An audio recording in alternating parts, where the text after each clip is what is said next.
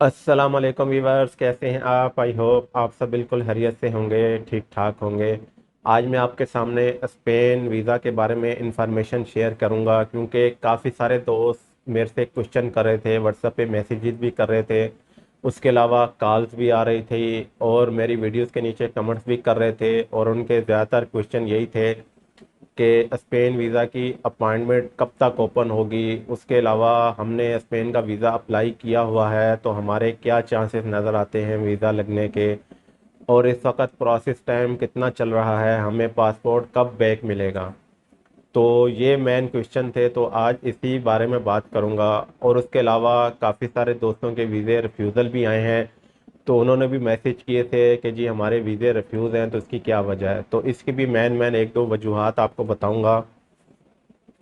तो सबसे पहले एक अहम बात आपके सामने है कि जी मुझे काफ़ी सारे दोस्त व्हाट्सएप पे मैसेजेस भी कर रहे थे, मुझे ईमेल भी कर रहे थे कि जी हमें स्पेन की या नीदरलैंड की अपॉइंटमेंट चाहिए, तो हमें अपॉइंटमेंट लेकर दे दें।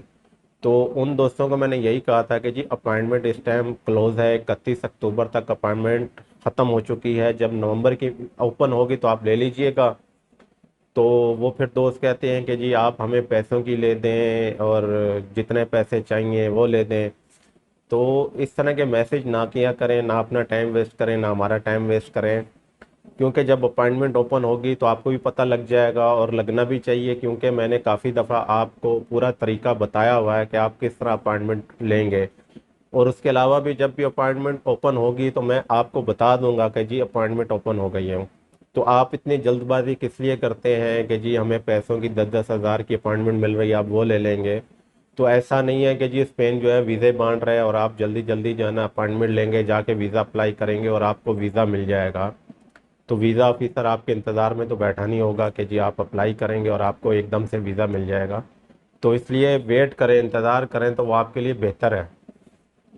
तो अब बात शुरू करते हैं। सबसे पहले कि जिन दोस्तों के वीज़े रिफ्यूज़ हुए हैं, तो उसमें जब मैंने इन दोस्तों की प्रोफाइल चेक की है तो उसमें मुझे कुछ पॉइंट नज़र आए हैं।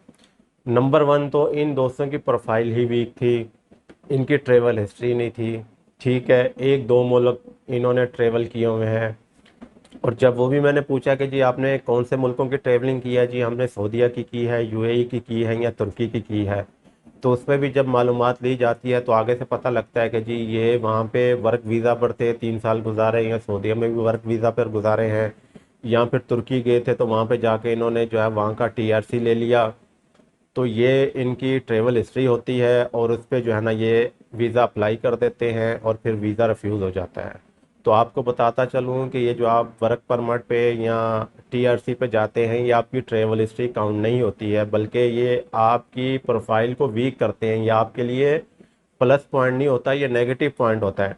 तो इसलिए आपका वीज़ा रिफ्यूज़ होता है, क्योंकि पहले भी मैंने बताया है कि जब आप टूरिज़्म के लिए वीज़ा अप्लाई कर रहे हैं तो आपकी ट्रेवल हिस्ट्री कम से कम 4 से 5 मुल्क तो होने चाहिए। तो उसमें से भी अगर 2-3 मुल्कों की है, वो भी आप वर्क परमिट पे गए हुए हैं, तो ये तो आपकी ट्रेवल हिस्ट्री काउंट नहीं होती है, तो इससे तो आपका वीज़ा रिफ्यूज़ ही होना है। तो इसलिए जब भी आप वीज़ा अप्लाई करें तो पहले अपनी ट्रेवल हिस्ट्री देख लें, कुछ ना कुछ अपनी ट्रेवल हिस्ट्री बनाएं, फिर वीज़ा अप्लाई करें। और उसके अलावा कुछ दोस्त ऐसे भी देखे हैं कि उन्होंने अपने दोस्तों की या भाइयों की जो होती है प्रोफाइल लगाई होती है, उनके बैंक अकाउंट की बैंक स्टेटमेंट लगाई होती है, या उनकी जॉब के लेटर या बिजनेस के लेटर लगाए होते हैं, तो वो वीज़ा अप्लाई कर देते हैं। तो इस तरह अगर आप वीज़ा अप्लाई करेंगे तो आपका तो वीज़ा रिफ्यूज़ ही होना है, क्योंकि आपके जो वालदैन, आपका वालिद है, वो आप को स्पॉन्सर कर सकता है। आप अपनी बीवी को या बच्चों को स्पॉन्सर कर सकते हैं, लेकिन उसके अलावा कोई भी आपको स्पॉन्सर नहीं कर सकता। हाँ, अगर आपके कोई रिलेटिव मुल्क से बाहर बैठे हुए तो वो आपको स्पॉन्सर कर सकते हैं, लेकिन पाकिस्तान में बैठकर आप किसी के डॉक्यूमेंट्स लगा दें और आप वीज़ा अप्लाई कर दें तो आपकी तो ये टाइज ही नहीं है, तो इससे तो आपका वीज़ा रिफ्यूज़ होना है।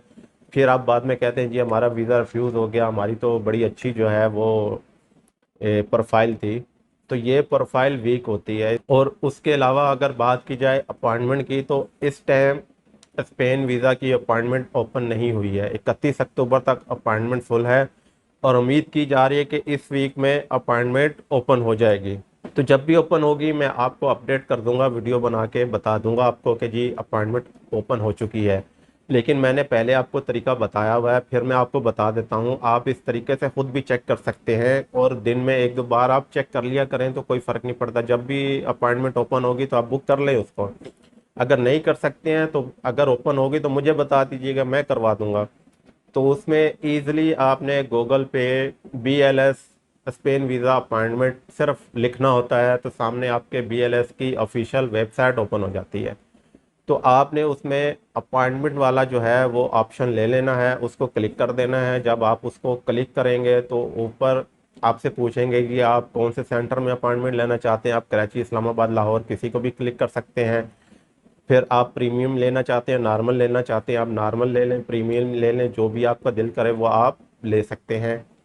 उसके अलावा आपसे मोबाइल नंबर आपका मांगा जाता है, आप अपना मोबाइल नंबर लिख देंगे, और आपसे आपका ईमेल एड्रेस मांगा जाता है, आप अपना ईमेल एड्रेस नीचे लिख देंगे, और आप वो फिर क्लिक करेंगे। जब क्लिक करेंगे तो आपको एक वेरिफिकेशन कोड आपके ईमेल एड्रेस पे जाता है। वही वेरिफिकेशन कोड नीचे दिए गई जगह पे उन्होंने लिखा होता है कि वेरिफिकेशन कोड यहाँ पे एंटर कर।